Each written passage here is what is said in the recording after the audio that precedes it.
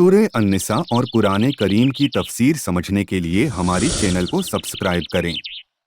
أعوذ بالله من الشيطان الرجيم بسم الله الرحمن الرحيم وكيف تأخذونه وقد أفضى بعضكم إلى بعض وأخذن منكم ميثاقا غليظا ولا تنكحوا ما نكح آباؤكم من النساء إلا ما قد سلف إنه كان فاحشة ومقتا وساء سبيلا۔ یہاں سے اللہ رب العزت ارشاد فرماتا ہے، اور تم وہ مال کیسے واپس لے سکتے ہو حالانکہ تم تنہائی میں ایک دوسرے سے مل چکے ہو اور وہ تم سے مضبوط عہد بھی لے چکی ہیں۔ یہ اس آیت کریمہ آیت نمبر 21 کا ترجمہ ہے، کیونکہ اس سے پہلے جو آیت گزری اس میں یہ کہا گیا تھا، اور اگر تم ایک بیوی کے بدلے دوسری بیوی بدلنا چاہو اور تم اسے ڈھیروں مال دے چکے ہو تو اس میں سے کچھ واپس نہ لو، یعنی عورت کو جو تم نے مہر ادا کر دیا ہے یا مہر کی صورت میں ڈھیروں مال بھی دے دیا ہے، مگر اب تمہیں وہ ناپسند ہے اور کوئی دوسری بیوی پسند آ گئی تو پھر اس سے وہ مال واپس لینے کی اجازت نہیں ہے۔ عورتوں سے مال لینے کی صورتیں بھی ہم بیان کر چکے کہ خلا کی صورت ایک ہے کہ جس میں وہ بھی جب عورت کی طرف سے مرد کے اوپر زیادتی ہو اس وقت مرد عورت سے کچھ مال لے کر طلاق دے سکتا ہے، تب لینا جائز، مگر اگر مرد کی طرف سے عورت پر کوئی زیادتی ہے اس وقت مرد کے لیے مال لینا جائز نہیں، یا مال لینا بھی اتنا ہے جتنا مہر کی صورت میں آپ نے دیا ہے، اس سے زیادہ لینا بھی مکروہ ہے۔ تو یہاں عورتوں کے حقوق کے حوالے سے اور اس کے مہر کے حوالے سے باتیں ہوئی، اور آگے فرمایا گیا اور تم وہ مال کیسے واپس لے سکتے ہو، یعنی مہر کا کیسے لے سکتے ہو حالانکہ تم تنہائی میں ایک دوسرے سے مل چکے ہو اور وہ تم سے مضبوط عہد بھی لے چکی ہے۔ مہر کی واپسی کا بیان کرتے ہوئے مزید فرمایا کہ تم وہ مال عورتوں سے کیسے واپس لے سکتے ہو حالانکہ تم تنہائی میں ایک دوسرے سے مل چکے ہو اور وہ تم سے مضبوط عہد بھی لے چکی ہیں۔ وہ مال تم کیسے لے سکتے ہو؟ جب نکاح کے وقت تمہیں مہر جو ادا کیا تھا تو اسی وقت اس مہر کے بدلے میں اس نے اپنی ذات کا تمہیں مالک بنایا تھا، مگر جب تم تنہائی میں اس کے ساتھ وقت گزار چکے تو اب تمہیں وہ مال کیسے واپس لے سکتے ہو جو مال تم نے مہر کی صورت میں ادا کیا تھا؟ حالانکہ وہ تم ایک دوسرے سے مل چکے ہو اور وہ تم سے مضبوط عہد بھی لے چکی ہیں، اور وہ عہد اللہ تعالیٰ کا یہ ارشاد ہے، اللہ تعالیٰ نے فرمایا فَإِمْسَاكُمْ بِمَعْرُوفٍ أَوْ تَسْرِيحٌ بِإِحْسَانٍ کہ اچھے طریقے سے انہیں رکھو گے اور اگر چھوڑو گے تو اچھے طریقے سے چھوڑو گے، یعنی رکھو گے تو اچھے طریقے سے رکھو گے اور چھوڑو گے تب بھی اچھے طریقے سے چھوڑو گے، اور اس کا پورا بیان سورہ بقرہ کے اندر ہم تفصیلاً پڑھ چکے ہیں اور سن بھی چکے ہیں کہ چھوڑیں گے تو اچھے طریقے سے چھوڑنا کیسا ہے، اچھے طریقے سے چھوڑنا کون سی صورت میں ہے، وہ ساری باتیں ہم کر چکے۔ اب یہاں جو کہا گیا کہ تم تنہائی میں ایک دوسرے سے مل چکے ہو،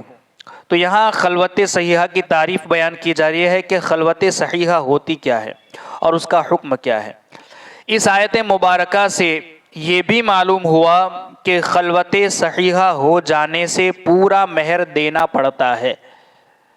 یعنی اگر مہر کی رقم ابھی باقی بھی ہو اور خلوت صحیحہ ہو چکی ہو تو پھر مہر پورا دینا پڑے گا۔ خلوت صحیحہ کیا ہے؟ خلوت صحیحہ یہ ہے کہ میاں بیوی کسی ایسی جگہ جمع ہو جائیں جہاں ہم بستری کرنے سے کوئی چیز رکاوٹ نہ ہو، یعنی تنہائی ہو اور ایسی جگہ ہو جہاں ایک دوسرے سے ملنے اور ہم بستر ہونے میں کوئی رکاوٹ نہ ہو، تو ایسی اگر خلوت ہو چکی ہے تو پھر مہر پورا دینا پڑے گا۔ وَلَا تَنْكِحُوا مَا نَكَحَ آبَاؤُكُم مِّنَ النِّسَاءِ إِلَّا مَا قَدْ سَلَفَ إِنَّهُ كَانَ فَاحِشَةً وَمَقْتًا وَسَاءَ سَبِيلًا۔ اس سے پہلے جو باتیں ہم نے سنی وہ مہر کی ادائیگی اور عورتوں کے حقوق کے حوالے سے تھی۔ اب یہاں پر نکاح کے حوالے سے بات ہو رہی ہے، اور اپنے باپ دادا کی منکوحہ سے نکاح نہ کرو، یعنی جن سے تمہارے باپ نے یا تمہارے دادا نے یا باپ دادا نے جن سے نکاح کیا ہے، اب وہ تم ان سے نکاح نہیں کر سکتے۔ اپنے باپ دادا کی منکوحہ سے نکاح نہ کرو، البتہ جو پہلے ہو چکا وہ معاف ہے، بے شک یہ بے حیائی اور غضب کا سبب ہے، اور یہ بہت برا راستہ ہے۔ جو پہلے ہو چکا وہ معاف ہے، یعنی کہ جو زمانے جاہلیت میں ایسا ہوتا تھا تو جاہلیت کی بنیاد پر جو کر چکے ہیں اب وہ اسلام میں داخل ہو گئے تو ان کے لیے تو وہ معاف ہے جو پہلے ہو چکا، مگر اسلام لانے کے بعد یہ حکم ہے کہ باپ دادا کی منکوحہ سے نکاح نہیں کرنا چاہیے، وہ حرام ہے۔ زمانے جاہلیت میں رواج تھا کہ باپ کے انتقال کے بعد بیٹا اپنی سگی ماں کو چھوڑ کر باپ کی دوسری بیوی سے شادی کر لیتا تھا، یعنی اپنی سوتیلی ماں سے بیٹا شادی کر لیتا تھا، حالانکہ باپ کی منکوحہ سے نکاح حرام ہے۔ مگر یہ زمانے جاہلیت کی بات ہے کہ پہلے یہ رواج تھا کہ بیٹا اپنے باپ کی دوسری بیوی ماں کو چھوڑ کر سوتیلی ماں سے نکاح کر لیتا تھا، اس آیت میں اس سے منع کیا گیا ہے۔ یہاں اگر نکاح سے مراد عقد نکاح ہے تو معلوم ہوا کہ سوتیلی ماں سے نکاح حرام ہے، سوتیلی ماں سے نکاح حرام ہے، اگرچہ باپ نے خلوت سے پہلے اسے طلاق دے دی ہو، اگرچہ باپ نے خلوت سے پہلے اسے طلاق دے دی ہو پھر بھی، اور اگر نکاح سے مراد صحبت ہے یعنی کہ خلوت ہے، ایک دوسرے سے ملنا بھی ہے، نکاح سے مراد اگر صحبت ہے تو معلوم ہوا کہ جس عورت سے اپنا باپ صحبت کرے، خواہ نکاح کر کے یا زنا کی صورت میں یا لونڈی بنا کر، بہر صورت وہ عورت بیٹے پر حرام ہے۔ بات سمجھ میں آ رہی ہے؟